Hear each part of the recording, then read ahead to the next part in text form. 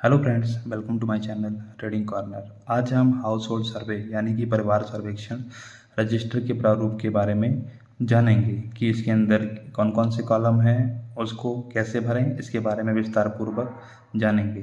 तो हमारे पास ये बालगणना पंचिका है। इसमें यूडाइस कोड, विद्यालय का नाम दौलतपुर माफी, ग्राम पंचायत दौलतपुर माफी, न्याय पंचायत बनगवा, विकासखंड भवनजोत, जनपद गोंडा। तो चलिए आइए हम देखते हैं इसको, रजिस्टर को। एक भी बच्चा छूट गया, संकल्प हमारा टूट गया, ये टैगलाइन है इसकी। हाउस होल्ड सर्वे रजिस्टर, परिवार सर्वेक्षण हेतु प्रारूप, बालगणना पंजिका, शैक्षिक सत्र 2023-24, यूडाइस कोड, विद्यालय का नाम, ग्राम पंचायत, न्याय पंचायत, विकास खंड, जनपद। आइए इसको आगे पलटते हैं हम और देखते हैं क्या है इसमें। कुछ निर्देश दिया गया है जिसको सर्वेक्षण करते टाइम हमें इसको ध्यान में रखना होगा, ताकि प्रेरणा पोर्टल पे जब भी हम इसकी फीडिंग करें तो हमें कोई भी असुविधा ना हो। तो आइए इसके नोट को हम पढ़ते हैं। सर्वेक्षण प्रारूप को भरते समय दिए गए कोड का प्रयोग करें जिससे आपको पोर्टल में एंट्री करते समय सुविधा ना हो। सर्वेक्षण करते टाइम अगर हम इन जो कॉलम दिए गए हैं, हमारे पास जो कोड दिए गए हैं, अगर हम इनका प्रयोग करते हैं तो प्रेरणा पोर्टल पे डाटा फीडिंग के टाइम में हमें कोई भी समस्या नहीं आएगी। तो देखते हैं हम। लिंग कोड, पुरुष, महिला, ट्रांसजेंडर, इन चीज़ों का यूज़ करना है हमें उसके अंदर। धर्म कोड में हिंदू, मुस्लिम, ईसाई, सिख, बौद्ध, जैन, पारसी, अन्य। वैवाहिक स्थिति में विवाहित है, अविवाहित, विधवा, विधुर, तलाकशुदा। व्यवसाय में हम छात्र, स्वरोजगार, गृहिणी, बेरोजगार, मजदूर, किसान, सरकारी कर्मचारी या फिर प्राइवेट कर्मचारी, ये चीज़ें भरेंगे। सामाजिक वर्ग में सामान्य, अनुसूचित जाति है, अनुसूचित जनजाति है या फिर अन्य पिछड़ी जाति है। शैक्षिक योग्यता में डॉक्टरेट है, एमफिल, प्रास्नातक, स्नातक, diploma, intermediate, high school, ITI कक्षा 8 एवं उससे नीचे या फिर अशिक्षित है। घर का स्वामित्व क्या है, निजी भवन है या फिर किराए का मकान है। इसके अलावा मुखिया से संबंध, दादा दादी, भाई बहन, चाचा चाची, नाना नानी, बुआ फूफा, माता पिता, अभिभावक, अन्य। इसके अलावा विद्यालय ना जाने का कारण क्या है? अपने घर के कार्यों में लगा रहना, कचरा बीनना, स्टेशन, बस स्टेशन आदि पर। घरेलू नौकर, ईंट भट्टों या खदानों में काम करना, गैराज फैक्ट्री में काम करना, कृषि व्यवसाय, पुश्तैनी दस्तकारी, छोटे होटलों या ढाबों में काम करना, भाई बहनों की देखभाल करना, विद्यालय दूर होने के कारण, कक्ष में छात्र संख्या अधिक होना, शिक्षक का व्यवहार अनुचित होना, पढ़ाई में कठिनाई के कारण, बाल विवाह, परिवार घुमत्तू होने के कारण, गरीबी के कारण, गंभीर विकलांगता या फिर पलायन। तो ये इतनी डिटेल हैं। अगर इसको हम सर्वेक्षण करते टाइम इन चीज़ों का अगर हम यूज़ करेंगे, इन्हीं चीज़ों को भरेंगे, तो प्रेरणा पोर्टल पे जो ऑप्शन आएगा वो यही आएगा। तो हमें उस टाइम एंट्री करते समय कोई भी दिक्कत नहीं आएगी और हम आसानी से इन चीज़ों को भर सकेंगे। तो चलिए आइए हम देखते हैं कि सर्वेक्षण के लिए कौन कौन से कॉलम दिए गए हैं और उसको सावधानीपूर्वक कैसे भरें। तो ये है हमारे सामने परिवार सर्वेक्षण हेतु प्रारूप यानी कि फॉर्मेट। इसको हम कैसे फिल करेंगे ये इसके बारे में हम जानते हैं। सबसे पहले जनपद का नाम, फिर उसके बाद ब्लॉक जोन क्षेत्र का नाम, नए पंचायत का नाम, ग्राम पंचायत या फिर वार्ड का नाम। उसके बाद यहाँ पे देखिए राशन कार्ड नंबर यदि उपलब्ध हो तो ही भरेंगे, ये मैंडेटरी नहीं है ये वाला कॉलम। अगर राशन कार्ड उपलब्ध है तो ही भरेंगे। परिवार के मुखिया का नाम यहाँ पे आएगा, एज क्या है मुखिया की, उसके बाद लिंग जेंडर क्या है उनका, धर्म कौन सा है, वैवाहिक स्थिति क्या है उनकी, सामाजिक वर्ग क्या है, कितने पढ़े लिखे हैं, उनकी शैक्षिक योग्यता क्या है, व्यवसाय क्या है, परिवार के अनुमानित आय यानी सालाना इनकम कितनी है, उनका मोबाइल नंबर, घर का स्वामित्व, घर उनका स्वयं का अपना निजी है या फिर रेंट पे है, उसके बारे में यहाँ पे हमें लिखना है। उसके बाद है उनके पास राशन कार्ड कौन सा है, BPL कार्ड है या फिर APL कार्ड है, उसके बारे में हमें यहाँ दर्शाना है। फिर उसके बाद पूर्ण पता, मकान नंबर सहित हमें यहाँ पे लिखना है। उसके थोड़ा हम नीचे आएंगे तो फिर यहाँ पे लिखा हुआ है परिवार के सदस्यों का विवरण जिनकी उम्र 14 वर्ष से अधिक हो। ये क्रम संख्या 1 से लेकर 8 तक हमें यहाँ दिया गया है। एक एक करके हम जिनकी उम्र 14 से अधिक है उनको एक एक करके यहाँ पे नामित करेंगे। उसके बाद उनकी आयु कितनी है, यानी कि एज, लिंग, जेंडर कौन सा है, मेल है फीमेल है, उनका मोबाइल नंबर, वैवाहिक स्थिति क्या है, कितने पढ़े लिखे हैं, उनकी शैक्षिक योग्यता क्या है, व्यवसाय क्या है, क्या करते हैं वो, और वो मुखिया से किस प्रकार से संबंधित हैं। इन सब चीज़ों को हमें एक एक करके दर्शाना है इसके अंदर। चलिए फिर और नीचे की तरफ चलते हैं। यहाँ पे बच्चों का विवरण दिया गया है जिनकी उम्र 0 से 14 वर्ष हो। यहाँ पे भी हमें क्रम संख्या दिया गया है 1 से लेके 4 तक। बच्चों का नाम इसके अंदर डाल देंगे हम। उसके बाद इसी में 2 कॉलम बने हुए हैं। ऊपर की तरफ हम उनकी एज दिखा देंगे यानी कि आयु, और नीचे जेंडर यानी कि लिंग दिखा देंगे, हम दर्शा देंगे। फिर यहाँ पे ऊपर की तरफ हम पिता का नाम डालेंगे बच्चे के, और नीचे माता का नाम डालेंगे। उसके बाद मुखिया से ये जो बच्चे हैं, पोता है पोती है जो भी है, किस तरह से संबंध है, मुखिया से संबंध दिखाएंगे हम। फिर उसके बाद क्या बच्चा किसी विद्यालय में नामांकित है, हाँ या नहीं, वो दर्शाएंगे हम। यदि हाँ तो कक्षा कौन सी है वो इसके अंदर लिखेंगे।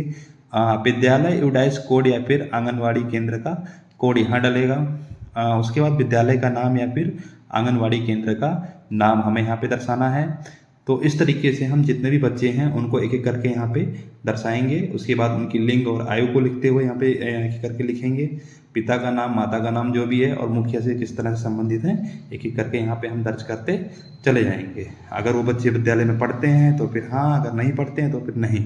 यदि हाँ पढ़ते हैं तो कौन सी क्लास में पढ़ते हैं, और उस जो विद्यालय है या फिर आंगनवाड़ी केंद्र है उसका कोड क्या है, और यहाँ पे विद्यालय के कोड या फिर आंगनवाड़ी का नाम वो दर्शाएंगे हम। यदि बच्चे आउट ऑफ स्कूल हैं तो भाई इसके अंदर कारण, क्या कारण हो सकते हैं जो आउट ऑफ स्कूल है, वो यहाँ दर्शाएंगे हम। उसके बाद ये नीचे की तरफ कुछ दिया गया है, नोट इसको पढ़ लेते हैं। लिंग, धर्म, सामाजिक वर्ग, वैवाहिक स्थिति, शैक्षिक योग्यता, व्यवसाय, घर का स्वामित्व, मुखिया से संबंध एवं विद्यालय न जाने के कारण का कोड संख्या के लिए संलग्नक 3 का संदर्भ लें। जो हमने कि ऊपर पहले बताया था कि किस तरीके से हमें जो नोट दिया गया था, पिछले में निर्देश दिए गए थे, उनका किस तरह से उपयोग करना है। तो इसके बाद चलिए हम एक परिवार सर्वेक्षण का जो प्रारूप है उसको हमने एक भरा था, सर्वेक्षण किया था, तो उसके बारे में भी हम थोड़ा देखते हैं कि उसको किस तरीके से हमने भरा था, उसके बारे में भी हम जानते हैं। तो परिवार सर्वेक्षण का यह एक फॉर्मेट है। चलिए इसको देखते हैं कि इसको सर्वेक्षण के दौरान मैंने किस प्रकार भरा। तो सबसे पहले जनपद का नाम गोंडा, ब्लॉक जोन क्षेत्र का नाम बभनजोत, न्याय पंचायत का नाम बनगांव, ग्राम पंचायत वार्ड का नाम दौलतपुर माफी, राशन कार्ड नंबर यदि उपलब्ध हो, हाँ उपलब्ध था मेरे पास, मैंने इसको फिल कर दिया है। परिवार के मुखिया का नाम दौलतराम वर्मा, उनकी आयु है 55 वर्ष, लिंग पुरुष, धर्म हिंदू, वैवाहिक स्थिति वैवाहित हैं, सामाजिक वर्ग अन्य पिछड़ा वर्ग ओबीसी में आते हैं ये। शैक्षिक योग्यता इनकी 10वीं पास है। व्यवसाय में मैंने कृषि भर दिया था, लेकिन आप प्रेरणा पोर्टल पे जब भी डाटा को सेव करेंगे तो वहाँ पे कृषि ना आकर किसान आएगा, तो इसको भरते समय थोड़ा ध्यान रखिए कि कृषि ना भर के किसान भरिए, इससे कि वहाँ पे सेव करने में आसानी होगी हमें। तो परिवार का अनुमानित आय यानी सालाना इनकम कितनी है, तो 48,000 रुपये। मोबाइल नंबर इनका ये है। घर का स्वामित्व इनका निजी है। राशन कार्ड APL है इनका। पूर्ण पता मकान का, मकान नंबर 112 दौलतपुर माफी। तो ये परिवार के सदस्यों का विवरण जिनकी उम्र 14 वर्ष से अधिक है। तो एक एक करके मैंने क्रम संख्या 1 से 6 तक दर्ज किया है। तो पहला है जानकी वर्मा, आयु है 53 वर्ष, लिंग फीमेल है, मोबाइल नंबर ये है, वैवाहिक स्थिति हाँ, शैक्षिक योग्यता 8वीं पास, व्यवसाय गृहिणी है, मुखिया से संबंधित का पत्नी का है, ये मुखिया जी की दौलतराम वर्मा जी की पत्नी है जानकी वर्मा जी। सेकंड नंबर पे है राजेश वर्मा, आयु 30 साल, मेल है, मोबाइल नंबर ये है, वैवाहिक स्थिति हाँ, स्नातक शैक्षिक योग्यता है इनकी। यहाँ भी मैंने कृषि भर दिया है, कृषि ना भर के यहाँ पे हम किसान भरेंगे, और ये मुखिया दौलतराम वर्मा जी के पुत्र हैं। फिर थर्ड नंबर पे है रिंकी वर्मा, उनकी आयु है 29 साल, ये फीमेल हैं, वैवाहिक स्थिति हाँ, 12वीं पास, गृहिणी हैं, और ये दौलतराम वर्मा जी की बहू हैं। अगला है फोर्थ नंबर पे ब्रजेश वर्मा, 25 एज है इनकी, मेल है, मोबाइल नंबर ये है, वैवाहिक स्थिति नहीं है, 12वीं पास, छात्र हैं ये, और दौलत राम वर्मा जी से इनका संबंध, मुखिया से संबंध पुत्र का है। अगला है ज्योति वर्मा, एज 22, फीमेल हैं ये, मोबाइल नंबर इनका, वैवाहिक स्थिति नहीं है, कक्षा 12वीं पास, छात्रा हैं। ये दौलत राम वर्मा जी की पुत्री हैं, यानी मुखिया से संबंध इनका पुत्री का है। अगला है छठे नंबर पे राहुल वर्मा, एज इनकी 20 है, मेल है, मोबाइल नंबर ये है, इनकी शादी, वैवाहिक स्थिति यानी कि शादी नहीं हुई है, 10वीं पास हैं, छात्र हैं, और ये दौलत राम वर्मा जी के पुत्र हैं। चलिए आगे हम देखते हैं बच्चों का विवरण जिनकी उम्र 0 से 14 वर्ष है।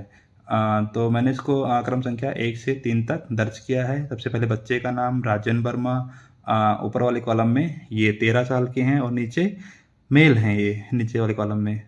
पिता का नाम राजेश वर्मा, माता का नाम रिंकी वर्मा। मुखिया से संबंध, ये मुखिया दौलत राम वर्मा जी के पोते हैं। क्या बच्चा किसी विद्यालय में नामांकित है? हाँ, नामांकित है। यदि हाँ तो कक्षा 8 में पढ़ता है ये। विद्यालय का यूडाइस कोड ये है, और ये विद्यालय का नाम ग्लोरियस पब्लिक स्कूल है। अगला है सेकंड, राहुल वर्मा, एज है 10 साल, मेल हैं, ये राजेश वर्मा जी के पुत्र हैं। रिंकी वर्मा जी इनकी माता जी का नाम है। ये भी मुखिया जी के पोते हैं। बच्चा ये भी स्कूल में नामांकित है, और ये कक्षा 4 में है। ये भी ग्लोरियस पब्लिक स्कूल में पढ़ता है, और स्कूल का यूडाइस कोड ये है, दर्ज भरा हुआ है।